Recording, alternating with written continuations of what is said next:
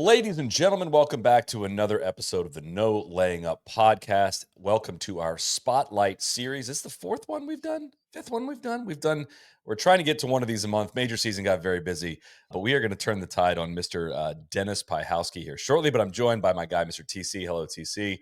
Hello, and hello to all my ESF folks out there. Got my big letter hat on. That is the biggest of the big letter hats, I believe. Big Randy is here. Hello, Mr. Big. Hi guys, excited to dive inside DJ's mind, see what's going on in his personal golf game. I always feel like there are a few galactic brain ideas, I'm sure. I'm scared to get inside this brain, and that is the man of the hour, Mr. DJ Pyhowski. Hello, Pie Man. Greetings, guys. Good to be with you. I'm just gonna, a big proponent of just saying what you're feeling. I'm feeling a little nervous for this one. I don't know why. I shouldn't be nervous. We're just talking golf, but I don't know where this is gonna go. I'm much more comfortable, I think, asking the questions than I am answering the questions. So, you guys take it easy. I don't think we are going to take it easy. I think we're going to put your feet to the fire. We're going to make you answer for some things. Maybe just ask your opinions on some things and Okay. kind of where where your golf game is headed, what the future looks like. But I do know the future of American golf is now, and this was launched in 2023. This is the U.S. National Development Program. It's the United States' first unified pathway designed to guide top junior players all the way to the highest levels of the sport. From competitive junior golf to amateur and eventually professional play, the USGA is helping chart that journey. The program identifies, trains, develops, funds, and supports the nation's most promising young talent, regardless of their cultural, geographic, or financial background. It's all part of the USGA's commitment to keeping American golf at the forefront of the global game. With national junior teams for boys and girls, an elite amateur team, and 17 state junior teams now in place, plus a national young professional team on the way, the impact is already being felt. And in 2025 alone, the USGA awarded over 100 grants to junior golfers in need, helping cover the cost of coaching, travel, tournaments, and more. Very cool. Talent is everywhere, and opportunity should be too. Learn more at usga.org/USNDP. That's usga.org/USNDP. All right, Pie Catching Man, up we're to the about. rest of the world. It's crazy. We're coming. We're coming. A lot of player captains coming down. No, we're not doing that today here, guys. We're about halfway through, almost halfway through the year. I would say not halfway through the golf season for my guy up in Wisconsin. But what are we working with? What's the current level set of your game, handicap? Where are you at right now? I'm at an 8.4 handicap right now, which I don't know if you guys were necessarily expecting to hear something that starts with an 8, but that's kind of the way it's been going. I'm going to attribute that to just a crippling level of indecision that I feel on the golf course, and also just a little bit of new dad tax, I think, on that handicap. They don't usually go down in that first season from what I hear, so I'll throw it a little bit both ways. But yeah, 8.4, just having a hard time scoring these days, guys, and I don't really know totally why that is. I feel like I'm hitting I just can't make any putts or something Well, like that. Deej, I had heard a bunch of rumors that you had picked up a bunch of distance and swing speed and all that. Is that not flowing through to the scorecard? No, yeah, I would say yes, that's true. I just haven't really gotten to a rhythm yet this year. I feel like, it's been a very busy year, both on the personal side of things, on the business side of things. A lot of it's both like a lot of work stuff going on, but also not the same kind of like, hey, let's go on the road for a week and play like 13 rounds of golf that we have done in the past. It's a lot of like we're popping in somewhere and we're maybe playing 2 rounds, maybe playing 3 rounds. And I just haven't had a ton of time to play at home. So I don't know, just haven't really gotten into a rhythm. And then I think you start kind of like seeing that number go the wrong way. I don't know if you guys feel this way with your own handicaps, but you start seeing that number go the wrong way, and then you just grip the steering wheel a little too tight, and that doesn't really lead to good golf. And it kind of just, it's just been a little stressful, I think, as far as getting the pencil on the scorecard lately. Just not a lot It of was a good results. wildly shitty winter and spring. Too, Awful. right? Awful. Was absolutely chomping at the bit to get out in the spring. Like, I don't know. For those that don't know, I grew up in the Midwest, moved to Florida for like 12 years, and then moved back to the Midwest, living here in Wisconsin.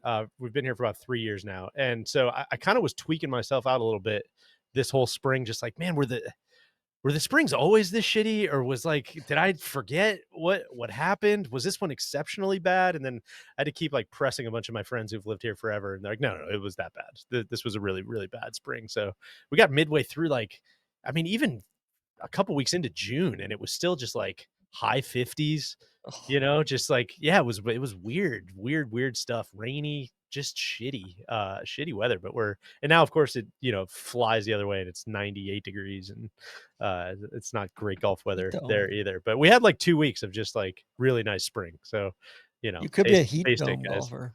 Maybe I didn't appear to be at the Roost Major last weekend, but yeah. Well, so when you show up to the course right now, I know you joke that you're not making any putts. Is it the putter? Like, what do you have the least amount of confidence in right now? How would you like triage what's going on with your current game? It's a good question. You know what's almost kind of frustrating about it, Randy, is like I feel like it's inconsistent. It's inconsistent things. Like I think if it was one thing, I'd be like, oh, we'll just work on that one thing. But instead, it's, one day you can't make putts, one day you can't chip it, Could one be day you can't anything. hit Yeah. irons, one day you can, and it's just like that's where I keep coming back to, like, rhythm. Like there's just no. I can think of like one round of golf this year where I felt like I had like actual rhythm and got into a little bit of a flow, and like outside of that, it's just like, yeah, I think it's just thinking too much about the golf swing, and we can get into that later maybe, but I'm just having a really hard time not playing golf swing, I guess would be the way to Yeah. say it succinctly. And when that's the case for me, it's like I'm thinking golf swing with the driver, and then I'm thinking golf swing with the irons, and now I'm really thinking golf swing with the chipping, and the putting's kind of like, well, if we have it, we have It's it. for double. We're fine. Yeah, basically. And so all of that kind of stacks up to like it feels like we're heading in the right direction, weirdly, but I also don't. It hasn't clicked yet, if that makes sense. So it's kind of like I feel like all the pieces are like on the floor, just kind of staring at me, and we've kind of identified a lot of problems. We just haven't necessarily like clicked all the pieces together yet. Do you have direction? Like, because I feel like Great question. you have been Deep question. trying Yeah. to solve your swing without much direction for quite some time. And I Yeah. feel like not to just distill it down to something so simple, but I feel like if you had once a month lessons, you would get so amped to get into practice to know what you're working on. Like, I don't get the sense that you know what like what the problem is, and you know what you should be doing to work on it. Right? I'm in the same boat, but Yeah. I just I don't know if that's something you need to hear right now. Well, I appreciate that. I appreciate your bravery in saying that, of course, as always. But let me just linger on that. I was trying to fix my own swing for a while because I did have a lesson last year with my guy Joe Scher, who's a pro here in Milwaukee. Great guy, great teacher. And I think that was the first like golf swing, like proper, like come to the range. I'm gonna watch. We're gonna do a lesson for an hour that I've had since I was probably 10 or 11, like junior golf camp type of stuff. And I think having that long of a just like feel player, we'll just figure it out. We're playing enough to get into rhythm. We're not really getting all that much better. We're not really getting any worse type of plateau that I went on from the time I was probably 20 until I was like 35. Like when somebody does kind of parachute in and be like, oh, if you want, like, here are the answers to the test, you're just going to have to now all of a sudden I've like started thinking about my golf swing for the first time in a really, really long time. And I think that's thrown me for like a big loop. So as much as I think that you're right, like there are underlying problems. Of course, I'm too steep and I'm shut at the top and I know what my first move is. And like, as much as I am trying, like those are obvious things where, I've always kind of hovered around like a 6 handicap. And it's like, if I ever wanted to get to 2 or better, it's like, you're going to have to fix these things. But in order to fix those things, it's also like just going to have to be kind of a Shawshank Redemption, like climbing through, 1,000 yards of shit to get there. And I think with the short season, it's just really been like gut check time on like, man, is that really what we want to do?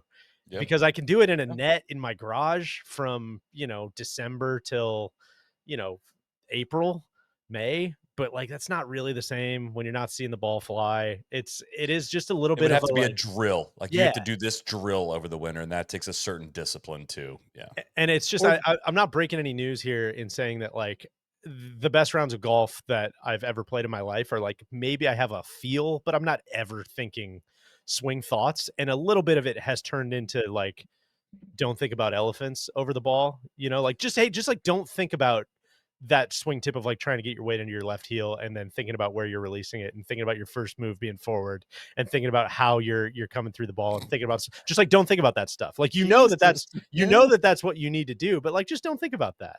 Randy, am I like do you know what I'm You're gonna talking about? infect You us. feel me?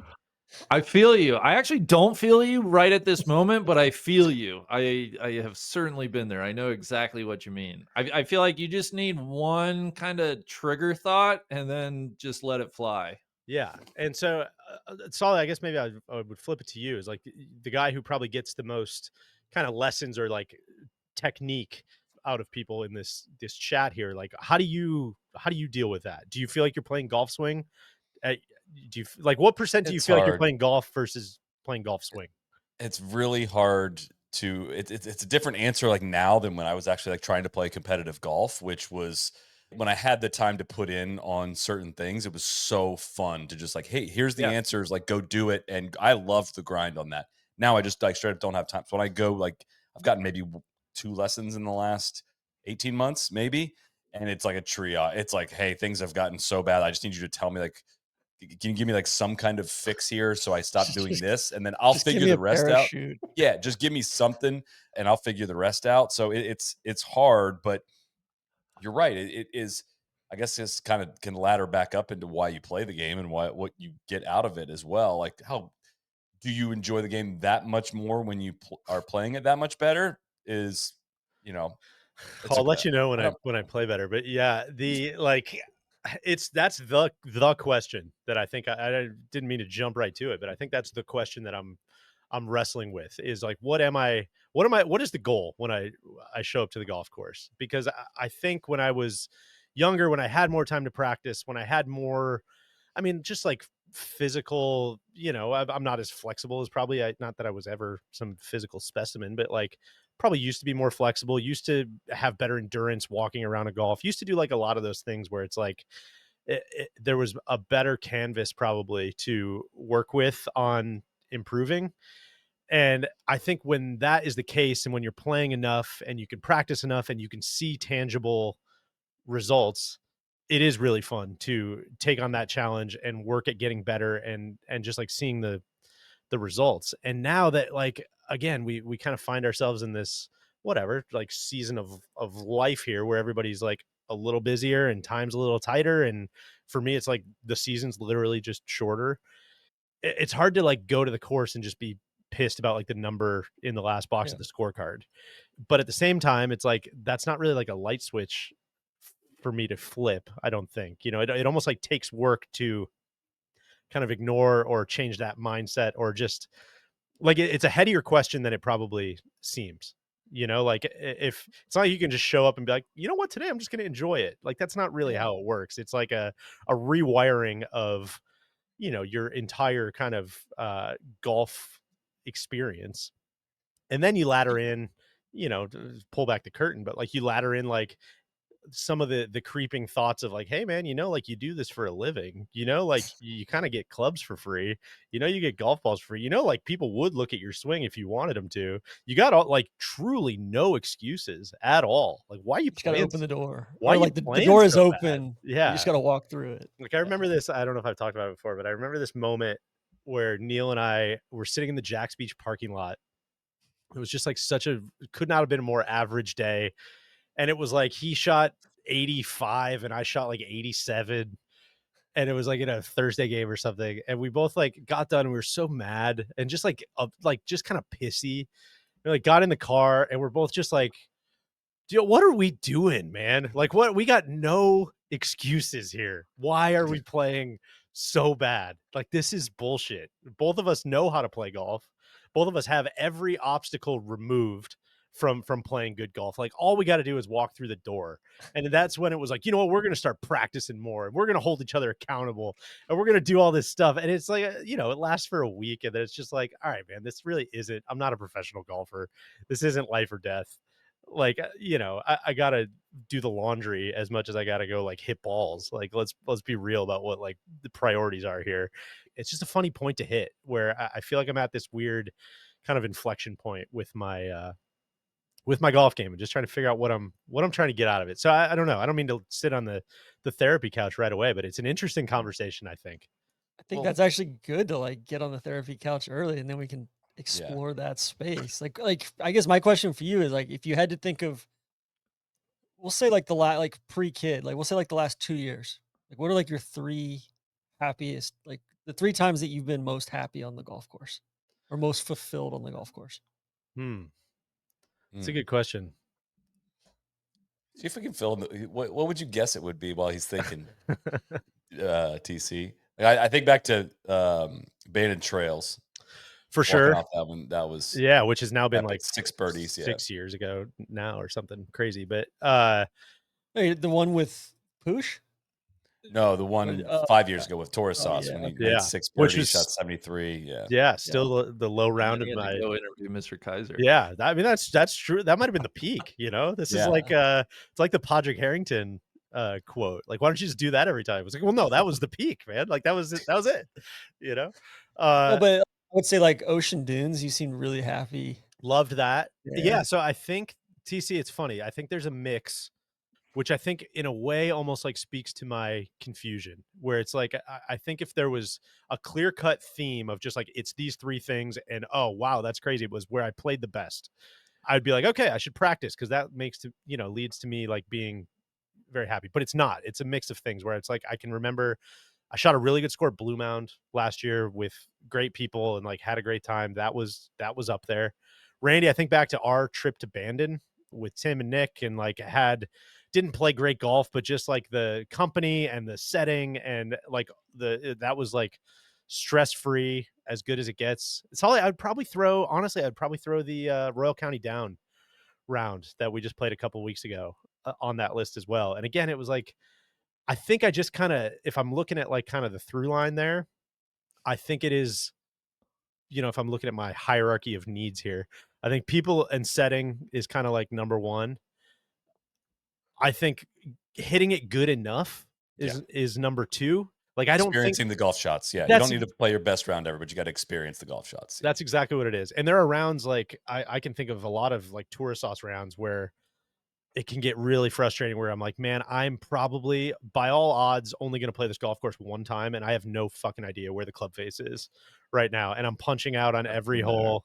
It's just, I that's feel you, brother. It's like I'm not even playing this golf not course. even playing. And so it's like, I just need to be functional above, like, I just need to have something that's like, just, give me a shot at like hitting the shots.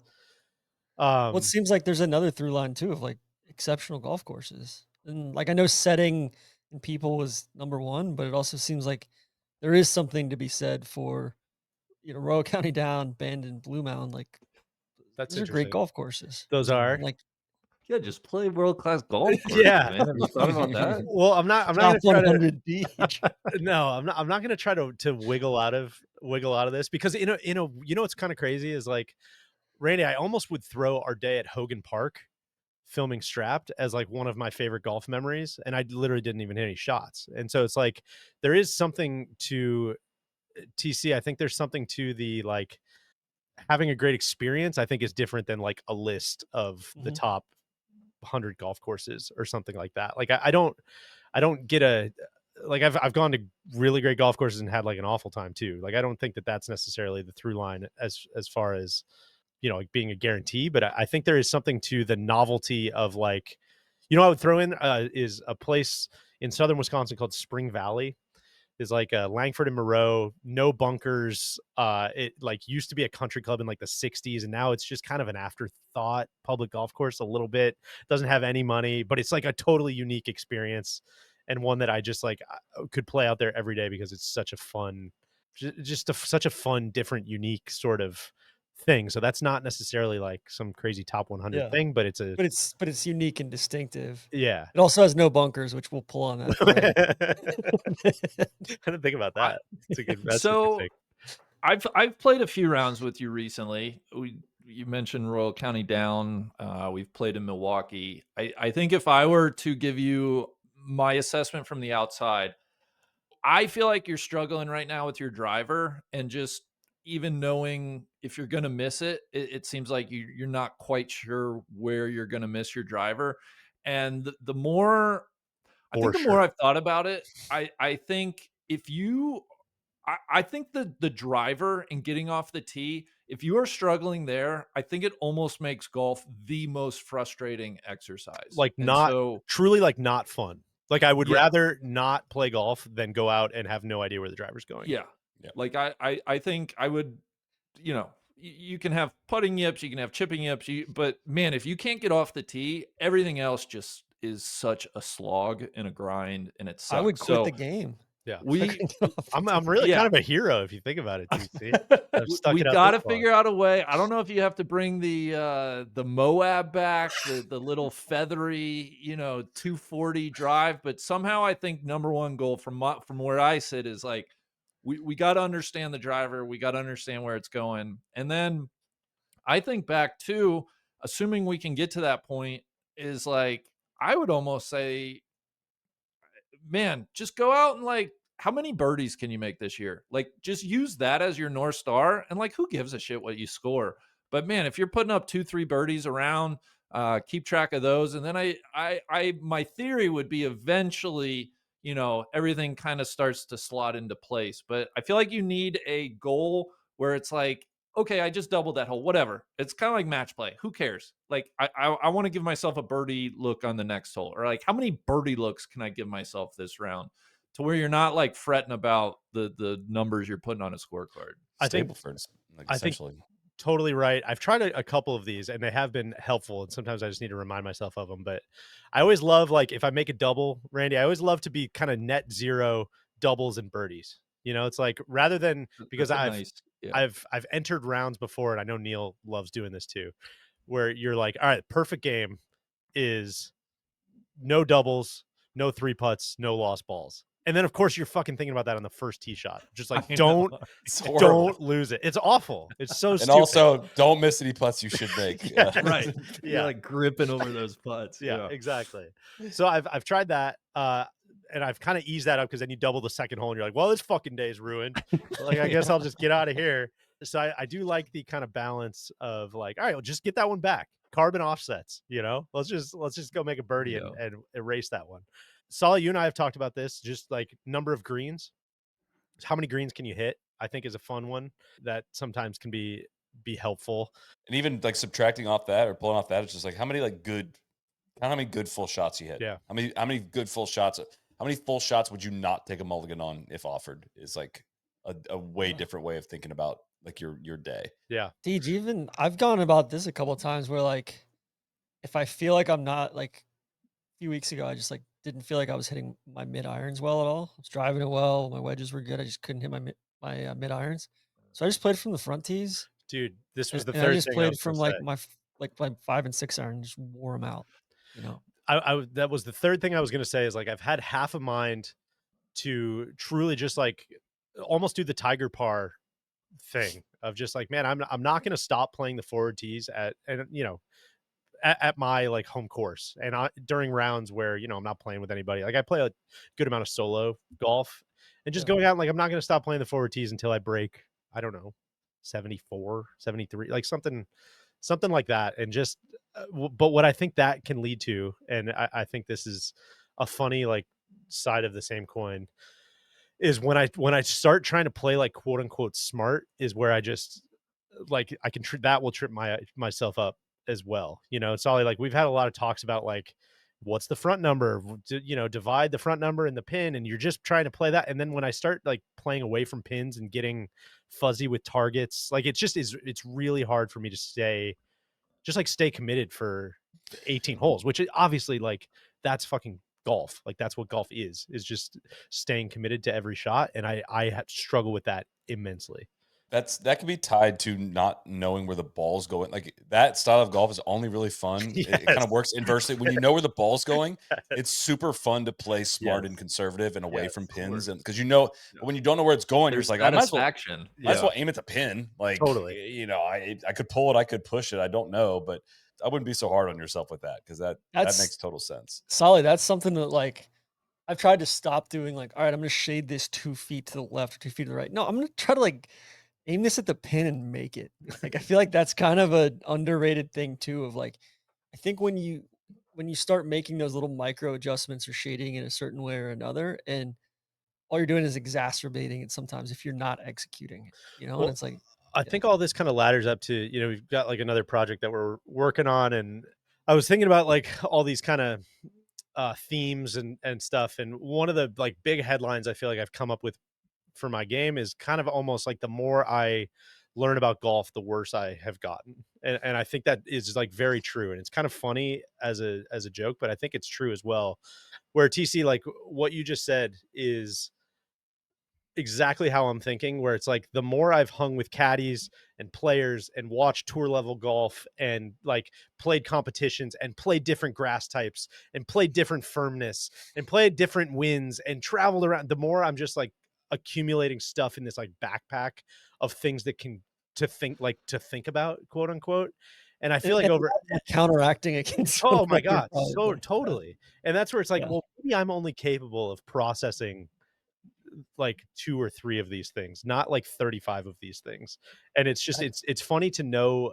I don't know, it's a funny trick of the mind, I think, to like actively ignore certain things. I don't know how to ignore advice from, like, honestly, some of it is, and this is no shade to anybody who does this, like, keep doing it. It's very funny, but like even like comments, Instagram comments or whatever that you read, you're just like, fuck, that guy's totally right about my swing. And it's just like it's just hard to be like, well, that guy's right. I've thought about the fact that he's right. I've thought about but like, let me just like put that aside, is just this mental fortitude that I don't know that I have in the absence of like practicing and really drilling in a routine and doing all of the things that I would need to do to like counteract all those thoughts. Because I do. You guys having fun yet? Welcome to the No, party. no, no. This is great. Now, I'm- Jesus. This is great, but I feel like I know you said you've had a lesson, so I don't want to like What more pretend could I this is easy do? I had a to lesson. paper over, but like I honestly do think like you potentially, and I don't know the swing well enough to like say exactly what it is. I can tell you, I can show you some screen grabs of what I think is not great, but I think you might just like have a fatal swing flaw. Yeah. And if like you can have little differing peaks and valleys within that, but unless What you is are it? Just going like about mega being up on his toes? up on the toes and steepness thing is gotta Yeah. change Yeah. somehow. Well, and So for those that don't know, like, I tend to like get the club to a pretty decent spot on the way back. My first move is kind of like a forward flexion with my wrists, which creates steepness, which then makes it so that I don't have enough space to get the club, which then leads to early extension, which then leads to either like the high, weak right miss or the super fucking fast, hiya. quick, low left miss. And like, you talk to anybody who's ever played golf, and it's like, well, if you'd like to play good golf, you should get rid of one of those. And it's like, right. No, I know that. But it's, let me oh write yeah, that let me down. write that down. Okay. And then it's kind of like you get into the process of like actually fixing it, is where you start getting into, well, it's swing path related. No, it's mobility related. No, it's, you got to do this drill. No, you got to buy this training aid. No, you got, and that's where it's like, on one hand, it's like really funny because it's like, well, that's golf, man. And like, that's why people like it. And why it drives people insane. And on the other hand, it's like, solid to what you're saying. It's like, well, yeah, maybe I just need a pilot to just kind of, just commit and like drive the ship in one direction. So, but I've tried to self-pilot for a long time. Clearly that's not going great. So I either need to be okay with closing my eyes and hitting the gas, or letting someone else drive, I think, is maybe the point you're making. Because I think if you got like a swing tip or a fix, it is not go to the range and think about that. It is like, hey, here are 3 drills that I need you to do all winter. Yeah. And it's gonna, when you come out the other end and get to see the golf ball again, it's going to feel different. Like that's the only way to actually instill it, right? You can't, in your brain, you can't just be like, okay, let's not get up on my toes and get steep and do all those flaws are Your not like something process. you can't Right. like flip on in your head. That's not your head that's causing that. It's just like, that's how you swung the golf club. Like I'm still trying to overcome flaws from when I was in 8th grade from things I do about getting my hands too high and things like that. Well, and this is where I think I have TC on my other shoulder being like, drills fucking suck. Come on. We're not doing a bunch of drills. Just hit it at the flag, man. That's not fun. Come Let's go on, out and make man. birdies, Yeah. baby. And I'm like, man, both of you guys are Trying to guys are make both more than 5 or more birdies in a row more often. God, Neil and I just got back from we were like Connecticut, Rhode Island, Massachusetts, like doing a video project up there. And we started the week and we're like, oh, we could play like a week-long match or we could do whatever. And I was like, no. Let's work together. Let's be on a team against the course for the whole week. And so we tried to play best ball under par, which for us is a challenge. And we made TC, spoiler alert, we made 4 birdies in a row. And standing on that tee, we were both just like, shit, like we've got the TC it's in play. It's the holy grail. Yeah. And not only do we need to do it, we need to do it more. We need to make 5 birdies in a row more. But anyways, it's yeah, I feel like I got both of you guys kind of on the on each shoulder, and I think you're both making good points because but I think it ultimately kind of comes down to like, well, what are you trying to get out of it, man? I've seen you get amped on a new feel or a new something like, I got it. And you get amped. Like, it's not like you, that world is completely foreign to you and not something you don't ever want to mess with. Totally. So. No, I know. It's just a matter of how deep to dig in. So let me throw one thing at you, because I think this has been a good example of maybe the school of thought that you're bringing to the table. Can I talk to you about stack wedges? Yes, that's exactly where I was going. You've done this for a winter. Like, that's where I'm at. And that is like the wedge. Yeah, stuff. and I think you're a good wedge player. Like, I think that's like, if I had to give you one compliment today, other than I would say I had to. I love when when you snap. Sure, a lot of that going around. Yeah, you got that. And I think you're an excellent green reader too. Thank you. But I think your wedge play, like, I think you have really good hands, and like, you know how to hit wedge shots, and you know how to manipulate the golf ball properly. I think that's right as well. And I think that I'm going to get to the stack in a second because it's all related here. But where I think the low point that I hit in my I don't know, my golf career or whatever you would call it, was like a couple years ago when I started hitting those shots really bad. And I was thinking so much swing stuff that I like all of a sudden couldn't hit. Like, I was just making so many bogeys from like, 80 yards and in the middle of the fairway, just bad wedge shots. And that's where I'm like, man, the swing thoughts have just like overtaken, this type of natural ability. Yeah, like natural feel. ability. And I think one thing that where a lot of this stuff is married up is with stack wedges, which is something that I was able to do in my garage. I have a little piece of turf and a net in my garage. I have the stack launch monitor, and it's basically just gets back to, I don't care how you do it, just figure out how to hit the ball 50 yards. Just figure out how to hit the ball 76 yards. Figure out how to hit the ball 91 yards. And it kind of shouts out these numbers, and it gathers a bunch of data over the different sessions that you're doing it. And it eventually spits out like, hey man, here's where you need to work. Here's where you're struggling. Is you're, from 60 yards and in, you tend to hit the ball too far. From 90 yards and out, you tend to hit the ball too short. Like it'll on these shots, you tend to hit it to the right. On these shots, you tend to hit it to the left. And it just is kind of a like, okay, now we can look at the technique stuff, and now we can figure out what's wrong. But like building the base of feeling what a 50-yard shot feels like, just feeling what a 60-yard, 70-yard, 80-yard, 90-yard shot feels like too. Yeah, and it just like stacks up so much confidence when you get out on the golf course, and then you start to feel like, oh my God, I know what a 95-yard shot feels like. I know what a 76-yard shot feels like, and you can adjust for conditions and yada, yada, yada. So we shouted out the stack, in the long game a lot, which I still continue to, I still, like, despite struggling with the scorecard, am driving it a lot better this year than I have been. But I also don't think we've shouted out kind of the stack wedges enough, and just kind of another element of everything that they've got going on that app, because it's been something, especially for indoor golfers who are looking for something to do during those long winter months. It's been something that's been really, really great. thestacksystem.com/NLU code no laying up gets you 10% off any order on the site, whether that be, it's for the whole kit and caboodle. It's fantastic. And I know I need to get on the wedge stuff as well, but you also did the speed stuff in the off season. You picked up a crap ton of speed, and I know it's hard to keep.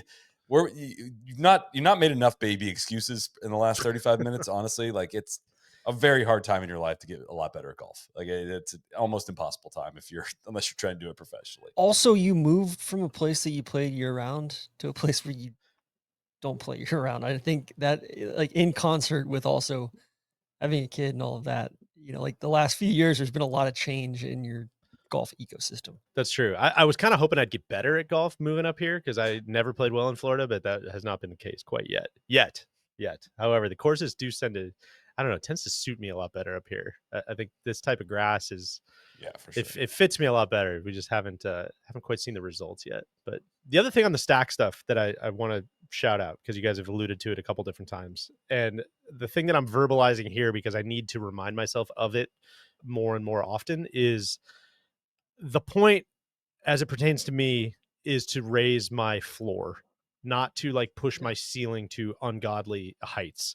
And I think that can be easy to forget for me sometimes, where I need to, I just need to, where I've driven the ball best, Randy, to your point, and where I've gotten the best feel and felt like I'm actually playing golf this year is when I remember to swing the driver like it's a 7-iron, or swing the driver like it's an 8-iron, like, and just trusting that cruising speed has been raised, which it absolutely has. If you look at ball speed, if you look at like all sorts of different things, like I'm hitting the ball a lot farther.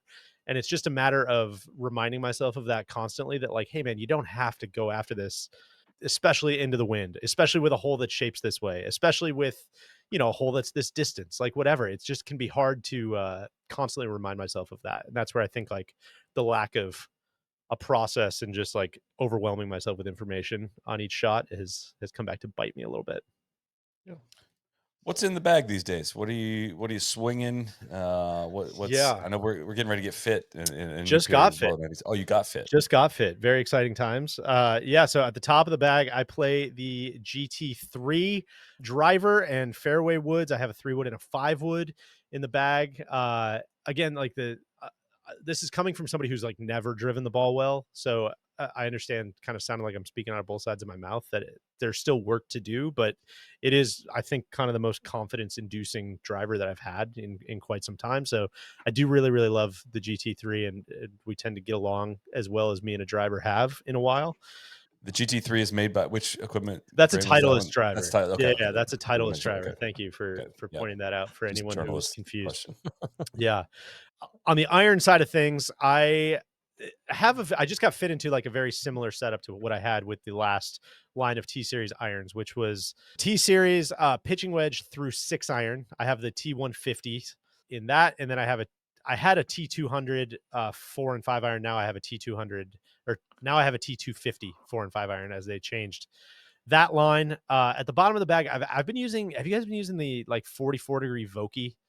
I love it. That they sent. I love it as well. I had the T150 pitching wedge for a long time, and I was feeling like a pretty solid. We've talked about this before, but a pretty big gap with just like how far that pitching wedge was going, and I had kind of too big of a gap between that and my like Vokey 50-degree. It was like, even though the lofts were theoretically like should have been gapped, that 150 just had I just had a tendency to, again, because of my swing, like pull it long left a lot, and it was just leading to a lot of like smothered pitching wedges that are going 150 when they're supposed to be going 135 or something like that. And so I switched to that 44-degree Vokey wedge, and that has fixed the gapping, and I really, really like that thing a lot. Vokey wedges, I have a 50, a 54, and a 58. And then I have the Scotty Cameron 5.5 putter. I kind of alternate between that and the Newport 2, depending on if I need any, to look down at something different. But I have been putting pretty well. Yeah, whenever I need to employ it, I have. And I'm just kind of somebody that, like, I long to putt with a blade. I love it. It looks so cool.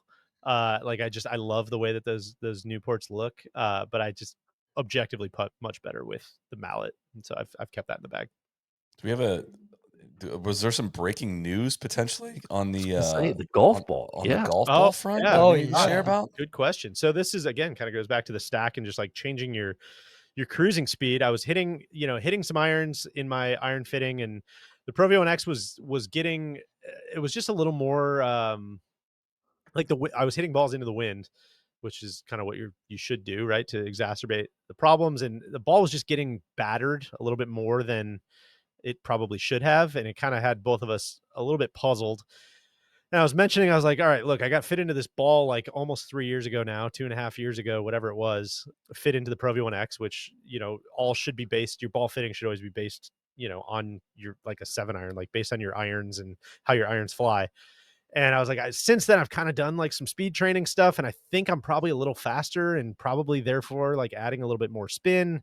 And I don't know if it's worth trying the Pro V1. And so we switched. He's like, absolutely, it's worth trying that. We switched to the Pro V1.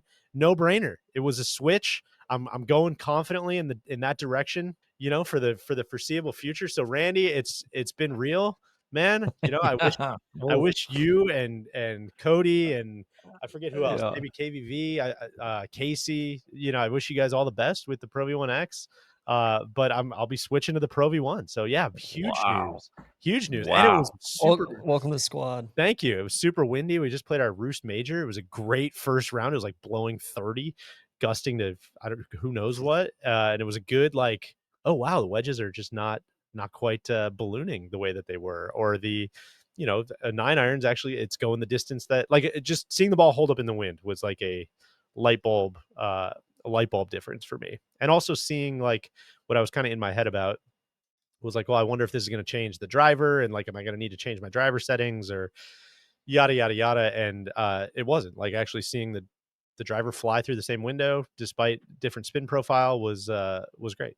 So Kind of reverse engineering this one. We dove straight into all your major problems and kind of psychoanalyze those greatly. But what is I don't even know if I fully know this story as well, as long as we've known each other, like how you got into golf, why golf. You made a career out of golf before a lot of us did as well, but your background in did you play competitively as a kid? When did you get bit by the bug? Did you have the bug as a kid? How did you end up here professionally? I don't know how long you can go with that, but I feel like there's a lot of runway there. Yeah, so I grew up in a small town called Genoa, Illinois, which had a golf course. Where is that It's located? just outside Chicago. No, it's like an hour and change outside of Chicago, and it's a town of like 3,000 people, and it had a golf course that was, I say this with all love in my heart, just like a little too nice to be in that town. It was one of the golf courses that was built in the 70s, built, around kind of like some housing developments, like basically built to sell houses.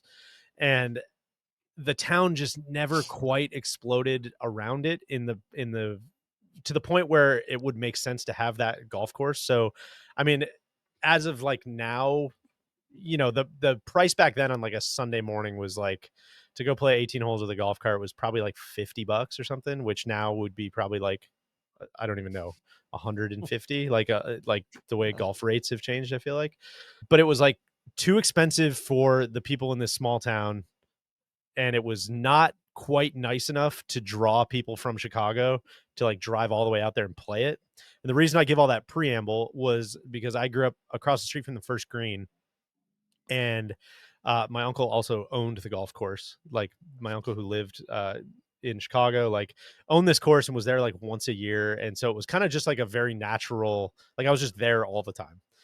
And so I started working there when I was way too young to like legally be allowed to work at a golf course. I was probably like, I don't even know, 11 or something, when I was like parking carts and filling water coolers, and like I was just at the golf course every day. And the reason I give all that paid. I think so. Yeah, I think I was In range buckets. I'm pretty sure. Yeah. Like, it honestly might have been a cash situation, or I don't even remember what it was. But like, the reason I give all that setup to it was because there's just like nobody at this golf course. So it was like, you're doing all this stuff and you're working, and it would always be like you'd work from 5 a.m. till noon, and then you'd play golf all afternoon, or you'd work from noon until close and you'd play golf all morning. And so I was just there all day, every day, and kind of got to like, I don't know, by the time I worked there every year until I was like a sophomore in college, I guess. And kind of eventually became like an assistant pro, like what would be equivalent to like an assistant pro, just without any real like playing capabilities. I was like just been like a 6 handicap my whole life.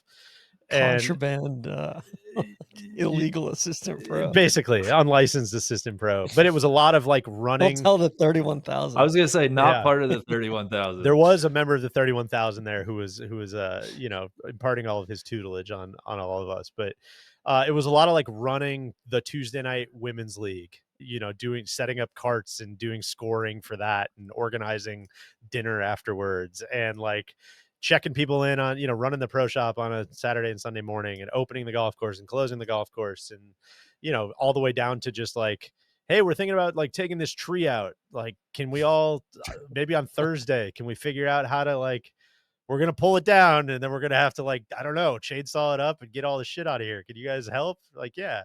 So it was a lot of like, it was just like I was at home and I went to school and I was at the golf course. Like those were the three places that I was at for my whole life. And so obviously just like got bit by the bug through that. My dad would take me to go play on like Saturday mornings with him and his friends, which is crazy to me now. The idea of like taking like a 7-year-old kid as the fourth on a Saturday at like 8:20 and just being like, don't just fucking keep up. I do not care how you hit it. I don't care what you shoot. Nobody cares what you shoot. Just play fast. Just keep up. I'm like, all right, got it.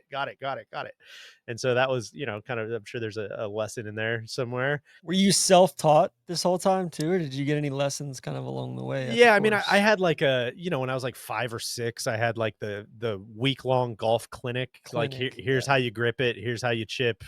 You put these in the back of your stance. You put these in the front of your stance. But then after that, it was pretty much self-driving. And I would occasionally have like the pro like give me a tip or something like that. But it was always like probably very similar to you guys. Like played a big swooping draw when that was like the thing to do as a kid, and it was like good players hit a draw. So I was like, all right, well, I better figure out how to hit a draw. And then that draw turned into a hook, and then that became pretty debilitating. Like when I was in college, and then it was kind of like all right, we need to rebuild this and get the ball going the other way. We found that outer limit, and now we're very capable of hitting both of those extremes on command. So went to college. I actually What about high school? Did you play? Yeah, I played on the high school golf team, which again, there's like 100 and some kids in my class. So not a super competitive golf team, but it was like the number, I don't even know, 2 or 3 guy on our high school golf team. Did everything with those guys, like really tight knit team. Like just again, kind of reminds me of like the way all of us have a very similar shared language about the game. I think there were 4 or 5 people on that team that were like very similar, that all worked at the golf course as well, and it was just people that you kind of like just did everything with, which was really, really fun. And again, I feel like we've talked about this with NLU as well, but like not a lot of just golf sickos at Genoa Kingston High School, so you kind of find your guys that you're tight with, and everybody kind of has this shared language and is watching golf every weekend and using all of these analogies through golf and all that stuff. But it was also fun because the high school was so small that we also all played basketball and baseball and all these other sports. But by the time it was like golf season and during the summer, it was just a lot of playing golf with those guys. So shout out to those guys. Who was your, like, during that kind of adolescence, 6th, 7th, 8th grade into high school? Like, who was your favorite player? I mean, Tiger. It's not like I wish I had a better answer for you. Duval. Like I would, it would be a little bit revisionist history to say I was like some huge Duval guy, but I remember very much liking him. But it was all Tiger all the time, pretty much. Sorry, Randy. I know you're a big Phil guy, but I was a front runner. It's fun to watch the guy who's the best win, I guess. But a lot of Western Open, the Cialis Western Open, they shouted that out on the broadcast. Trev's illustrious win in 2006. I can tell you, Trev, I was at Cog Hill, was not rooting for you that day. But congratulations, Wow. after the fact with a little more perspective. I understand that was a cool day, but yeah, I was rooting very hard for Tiger that day. But yeah. So then Did you just have anybody you hated? I always think that's a good companion question. Like, who Probably more were you like illuminative. out on Phil, Yeah. or was it like, yeah, he's okay, whatever? I think I was out on Phil. I don't I don't remember like super so early on this one. Yeah, I told you guys. Yeah. No, I don't remember it being like super visceral, but I do remember it just being like hating Phil and hating like the Chicago Cubs for very similar reasons. You know, I don't know if that makes sense or not, but those two It things did back then, are for sure. linked in my head. Yeah. You know, of just like these fucking phonies, man. Like get out of here. Yeah, I think I remember a lot of that for sure. I remember my high school golf coach was a guy that you guys would have absolutely loved. Steve Sterling, rest in peace.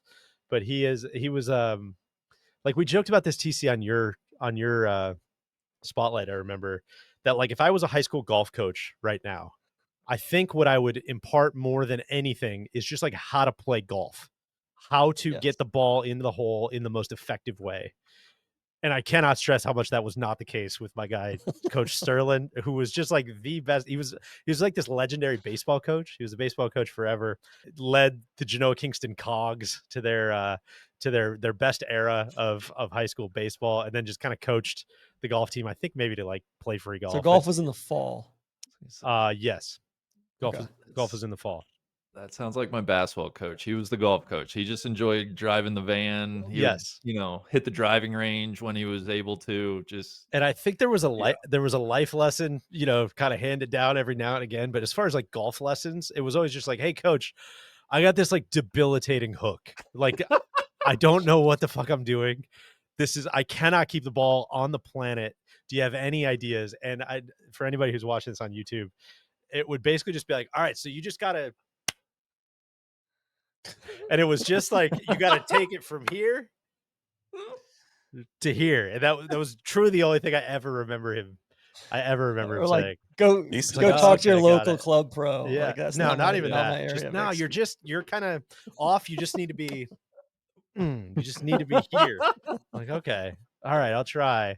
No, Thanks, shit. Coach Steve. Yeah, that would hook too. But just like a completely legendary character, like exactly what a high school golf coach should be. He was great. But speeding up the story, went to college. I went to college to become a mechanical engineer, which went great, as you can tell. Got like a year into that and was like, I don't think this is for me. There's a lot of math going on here that I don't think I can. You know what it was? Honestly, it's a bit like golf, where it was like my high school was so small that my perspective was just all thrown off, where I'm like, man, I'm like I'm whatever. I'm in like the AP math, and I'm kind of, I'm kind of the kid in this like small high school. And I get to like college, I was like, oh, whoa, no, sorry, I've been faking it. Like I am not that dude. Wait, I have Sorry. to show my work. Yeah, hold on. Sorry about that. I'm sorry. No, I beat those guys, but like I don't think I'm supposed to be in this class. And so I switched to journalism.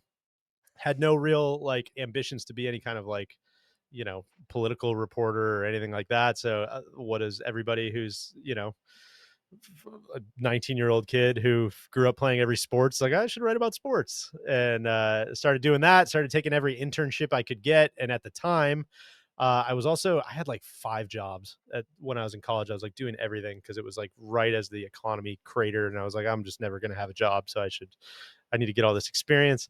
And I was opening this golf course in Peoria. I would just like work there on the weekends and show up at like 5, and again work 5 to like noon or whatever.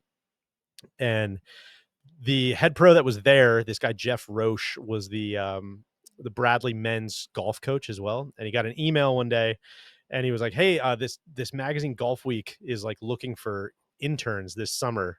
Like they're sending it out to all these golf coaches. None of our kids are going to be interested, but like maybe you're interested. You're a writer.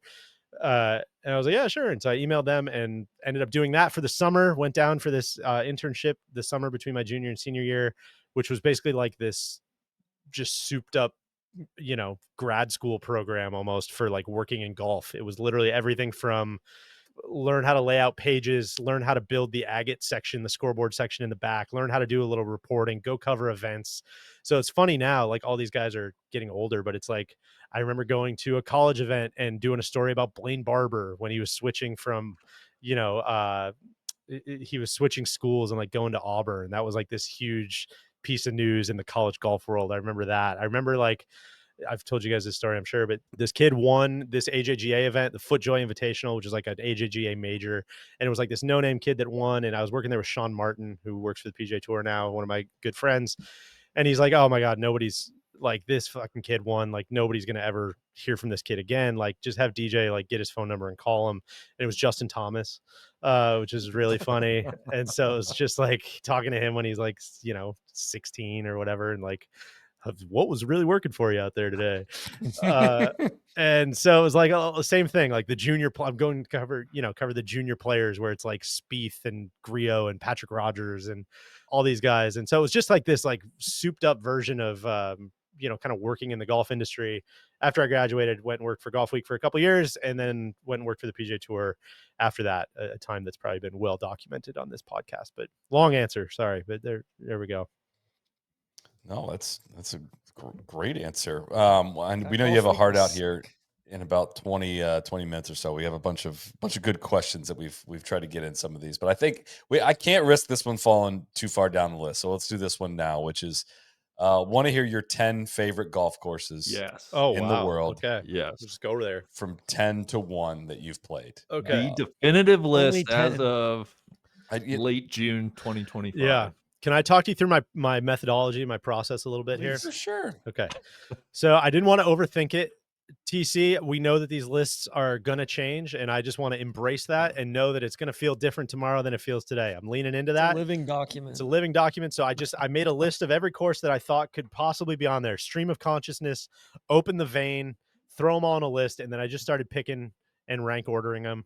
And my criteria, which I think is a good one, is they had to be courses I played multiple times, because I had to have seen them multiple times with multiple swings, with multiple wins, with multiple, I don't want to just be like, oh, I played there once, I shot the round of my life, that's one of my favorite courses ever. I was trying to avoid that. Nicest sunset ever. Exactly. With great people. Yeah, that's exactly right. So courses that could have been on there if I had included places I had only played once. Solly, Royal County Down, it's only played it once. Can't be on there. It would be on there. LACC, only played it once. Shinnecock, only played it once. Karn, I've only played once. Oof. Can't put it on there. Kapalua. Right, yeah. I'm like, I love Kapalua. Couldn't put it on there. Bruff Creek National, only played once. Put it on. Solly, and you cheated that round too. Exactly. I don't know if did I cheat or did I? I don't know. I don't remember what. It feels like a strong accusation. Oh my God. Solly Valhalla, I've only played once. Who knows? Next time around, could be life changing. So what happens if you play Medina number 3 again? Exactly. Basically a different golf course. That's exactly right. So this is the list. We're recording this on June 23rd. It's 3:11 p.m. Central Time. The list could change, but this is the list right now. Number 10, Sweetens Cove. Wow. TC, I don't know if it's quite as formative or transformational as it was for you and your golf journey, but a true, never seen something like that. I didn't know you could do that type of place. Some of my favorite golfing memories ever. Some of my favorite people I've ever met in the game have been there. Some of the best shots I've ever hit, some of the worst shots I've ever hit. Full spectrum of just a place Randy that is Moss jersey. Yes, a place that has enriched my life greatly, I would say, and just simply demands a place on this list. Number 9, La Hinch. Similar, just absolutely loved our time there for Tourist Sauce. I played there once where I walked it with Justine. She was there. She wasn't even playing. She was just walking along. The weather was horrible. And it was just this like fun, little bit of a light bulb going off for her, even though it was like so shitty out and there's no way, she would have wanted to be out there playing golf. I think she could see what it meant to me. And I could see, how nice how nice it was for her to stick that round out. And just, I don't know, the Klondike and the Dell and the whole, like just the whole deal, man. That whole front 9 is so good. The town is so great. Going to Patty's Bar, that whole just a lot of color there that is is pretty hard to ignore. Number 8.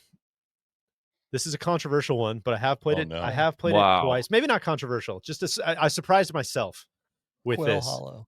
Quail Hollow, TC, you got it. No, I've never played Quail Hollow. Can't be on the list. Number 8 is the Lido, a golf course that I walked off the first time, TC, when you and I played, and I was just like, that was a lot. I don't know, man. That feels a little arbitrary. That feels like, is this place a little too cute? I don't know. Is it like rich guy art project? Yeah. Did we need to Lazarus this thing from the dead? I don't know. And then I went and played it again with some friends the next summer, later that same summer. And like, I don't know. I haven't played particularly well there. It's not like I'm not putting my thumb on the scale from that perspective. It just was like, God, it was so fun. And the more you play it, the more intentionality you see behind all of those bunkers, the more options of how to play every hole you see, the more fun the greens are. It's a place that, like, you guys know that I struggle with the driver. You can hit it anywhere you want. There's probably kind of a theme to some of these golf courses. A lot of these golf courses is they're places that I'm not feeling like super claustrophobic on the tee. And I don't know, for all those reasons, it demands a place. Look, June 23rd, it's now 3:14 p.m. It's on the list. Yeah. Next year it might not be on the list. Next year it might be number 1. I don't know. Right now it's number 8. Number 7, we're gonna stick in Wisconsin. You guys probably saw this one coming. This is Erin Hills, another place that is, is it perfect? No. Is it a big ass walk? Yes. But gosh, it's just a place that I feel so comfortable and have had so much fun.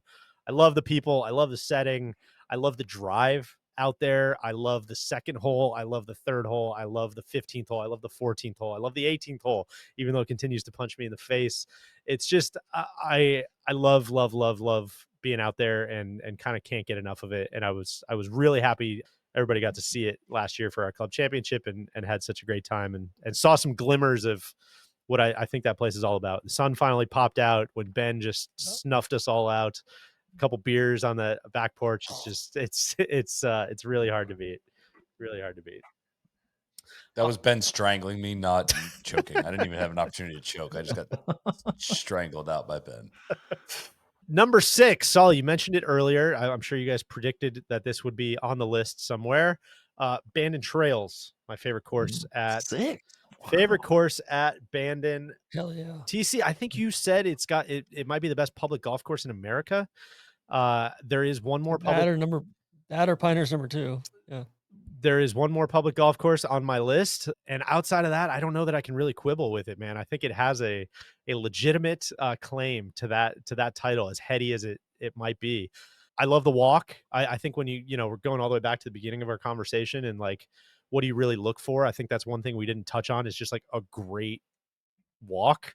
I think a lot of these places have that where they feel like a walk in a park or a walk, in the woods, or, enough has been said. I don't need to belabor the walk at Bandon Trails. Everybody knows how good that is. But my favorite golf course on the property, it's not particularly close. A place I would play all day, every day for the rest of my life.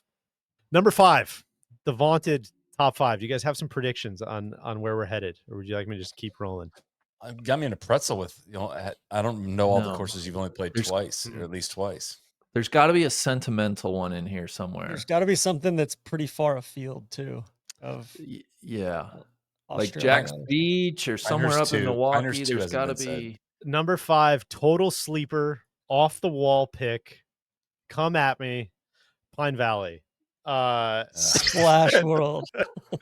Again, I don't know if you guys need me to extol the virtues of Pine Valley, but making news here. A place that, like, again, for as bad as I drive the golf ball, for that to be number 5 on my list, I think kind of says it all. But just you played pretty well on that trip, though. Yeah, I played okay, enough to, again, it kind of goes back to what we were saying, is like enough to. I played well enough to experience it and feel like you got to hit the shots, and just I don't know, a trip that I'm like immensely grateful for having taken. Got to stay in the clubhouse, got to play it 3 times, see it a bunch of different ways and a bunch of different looks, learn a little bit about it each time. And I mean, it's everything. It's the history, it's the setting, it's every hole unto itself, it's the greens, it's the bunkers, it's all of it. I don't And know. Deej, if you don't hit the shot the first time, you can go play the short course and I, get I thought you were to gonna. play that shot again. I thought you were gonna say it's gonna roll back to your feet, and you're gonna get to Oh, hit it that's again. it. Yeah. But hitting a little bunty driver onto number 5, just that remains one of the highlights of my golfing career. Number 4, TC. I think the only one. Oh, go ahead, Randy. No. I won't spoil it. I do know one course that we haven't touched on yet. I suspect it's going to be top 1 or 2. Number 4, TC. We haven't even gotten outside the United States yet. Just LaHinch, I think. Hinch. Yeah, Oh, yeah, kind of that's right, America LaHinch. first here. I'm gonna say Banff Springs is up there.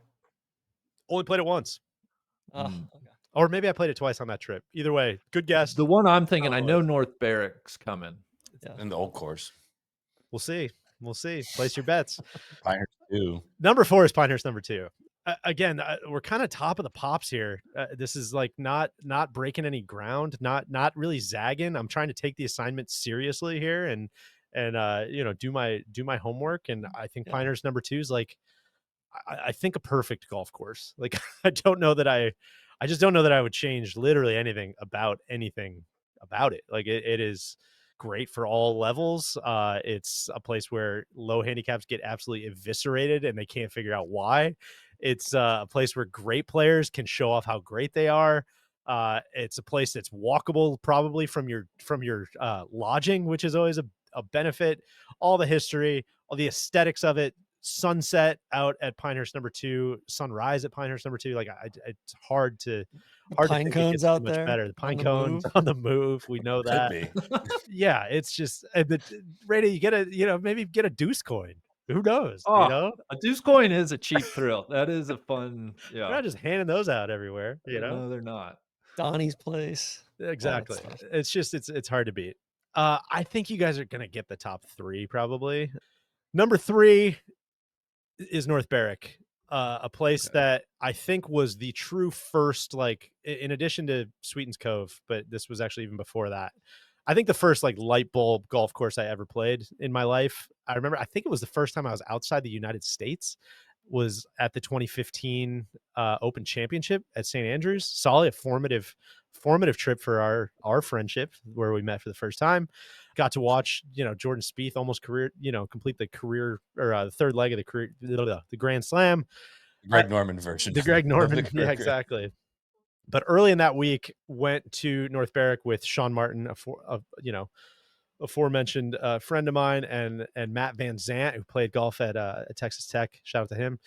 And took the train, got off the train, walked from the train station to North Barrack. Didn't really know anything about it other than like, you should play this place. It's like it's pretty crazy. And of course, getting to all the things that we all love about North Barrack just like completely shattered my mind as somebody who had only played, who's basically barometer for how good of a golf course, how good a golf course was at that point was like, how expensive is it, and how green is it, and How are the views? how are the views? Yeah, a lot of that stuff. And so it true, just like mind melting experience to go out there that has stayed with me forever.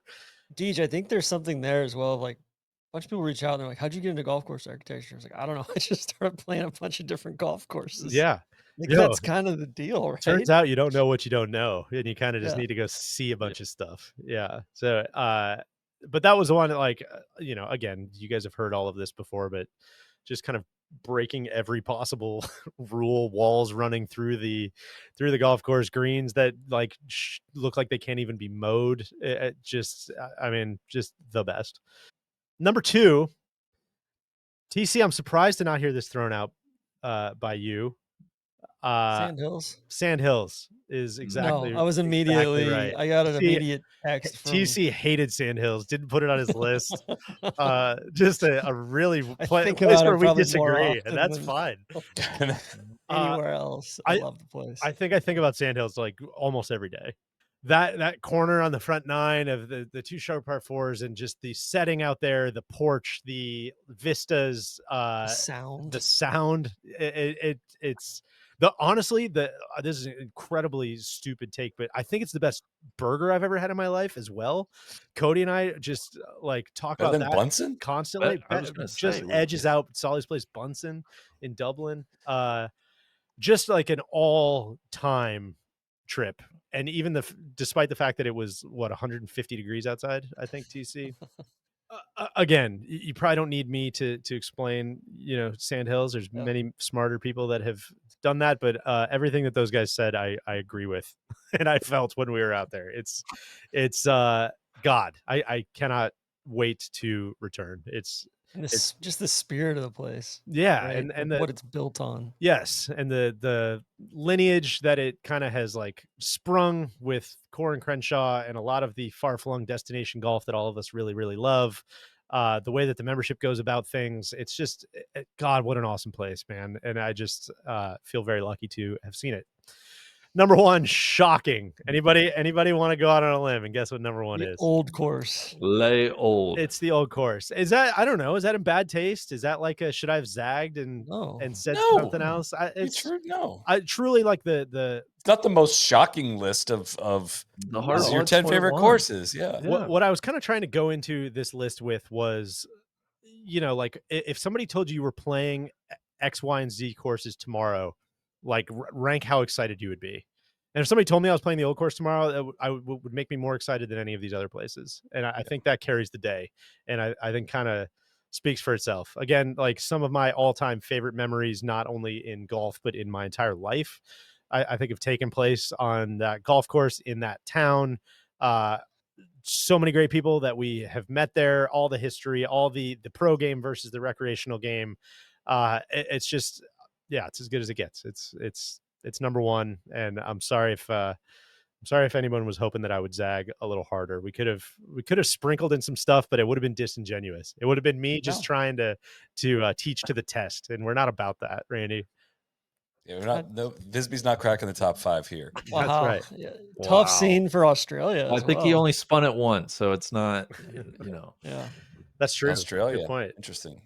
That was next on my list. I had a list of, thought about adding Royal Melbourne. I see all of the reverence that you guys have for Royal Melbourne, and I understand all of it, and I feel similarly. I have never had that experience playing it, and I think a lot of that goes back to just like not being able to hit the golf shots and just like straight up not playing good golf while I'm there. And so that takes nothing away from the golf course and the setting and all of that, which are exquisite.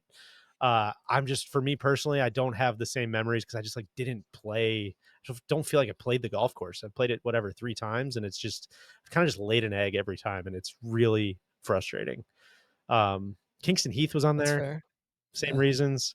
I thought about, honest to God, I thought about adding, this would have been the biggest zag. TPC Sawgrass is a place that I like. When I worked for the tour, I was kind of like, this is everything that's wrong with golf. This place sucks. I can't believe they're charging people what they're charging. This place is so hard. Come out here and get beat up for no reason. And the more I've thought about it, the more I'm just like, God, this is a good golf course, man. It's really good. So good. They get so much wrong, and it's still it's become one of my favorite, favorite tournaments to watch every year. It just is, it rockets up my list. The other zag would have probably been my home course, honestly. Wisconsin Country Club is a place that is like, doesn't quite fit with that list that I put together, but on a list of my favorite places, I love playing there. I always have a good time. I love the people there that I am fortunate to play with. Just a lot of great shots, and it's just a place that feels very comfy. So those would have been my zags, but that's as good as we got. I think you undersold your place. Like, that's a really good piece of land, and I think like it's a course that has like potential to be even better than it currently is. And I think so. And it's cool. Like the perfect, it's not really a place people are like begging to, nobody's like begging for you to take them out there to like check a box. It's very under the radar. Nobody's like dying to play it. Practice facility's great. Membership's awesome. You can always get a game. I know you guys love that. It's just, it's a great spot. And for all those reasons, it could have made a case on the list. It's hard to knock out, some of the heavy hitters on there though. DJ, if you had 10 rounds between Bandon Trails and Erin Hills, both difficult walks, because I was going to say like, Erin Hills versus North Barrack or something like that, but you would go like North Barrack probably 7-3 because it's an easier walk, Man, what a good question. God, I feel so boring, but I'm like, I don't know, like 5-5. Like it's a good question. I'll say 6 for Bandon Trails, just for the for the fact that I would then be at Bandit and could probably do a lot of other stuff. That's well said. And then one If you- other one. One other Go one. ahead. Old course versus North Barrack. So I know I'm on record as North Barrack being my favorite golf course, and that was true Yay. when It's a we new That day. was before today. when though. we That- went exactly, and it might be Yeah. tomorrow. But I would say that the more I've played the old course, the more I've loved it. Again, hot takes only here on this podcast, and I think I've grown like so much of an appreciation that like TCU very eloquently have put this that like it takes a literal lifetime to try to like unlock the old course, and that's part of the charm is the difference of playing it when you're 20 versus playing it when you're 50 and how you play it differently and how cool that is to stack up against each other. And so for all those reasons, I think I would probably go 7-3 old course. What about you guys? Yeah, I'm probably That sounds right. I'm probably 8-2 old course. Yeah. Love North Barrack. right. No shade to anybody, please. Give me a pit hat. No next shade, time no you're shade to there. anybody. Of course. They No all shade to hate me anybody. right now because Do my they? Dunbar takes. Oh, that's true. I Yeah. forgot about that. Like persona non grata there right now. Fuck, I hate that, man. TC got canceled. Sorry, TC. And TC not was- for dabbing too much. Was unfortunately canceled recently. Well, Deej, we know you got a heart out here, but we appreciate. Hopefully, I know you were nervous for this. Hopefully, you didn't sweat it out too much. We enjoyed learning about your background, and everybody send Deej your swing tips. Like send me, him honestly. every swing tip you could possibly have. Yeah. I'm He sure reads he would them. share. Shops open, Yeah. baby. Send them through. Yeah. Send them through. Yeah. No, I appreciate it, guys. Fun conversation. I love picking at stuff like this. I'm not shying away from it. It's fun to talk about. It's just it might not be the thing to talk about if you're trying to play really good golf, but hey, it's part of the tapestry, man. It's part of the experience. So Yeah, go DJ, I think forward I'm with gonna go that. see my therapist to Yeah. unhear everything that I heard. in the Yeah, I'm not first going to listen 30 back to any of this. But this was great to do, and thank you to those that listen. Horrifying. These eps have been really fun to do, and we wouldn't do them if people weren't listening and Sorry giving you're going- feedback. So. Sorry you're going through that, man. Sorry that happened to you. Yeah. Hey, Rady, you're up next, man. Start. Yeah, it's start time, thinking. Rady. I'm ready.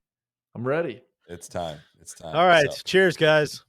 crack on. Thank you, DJ. Cheers.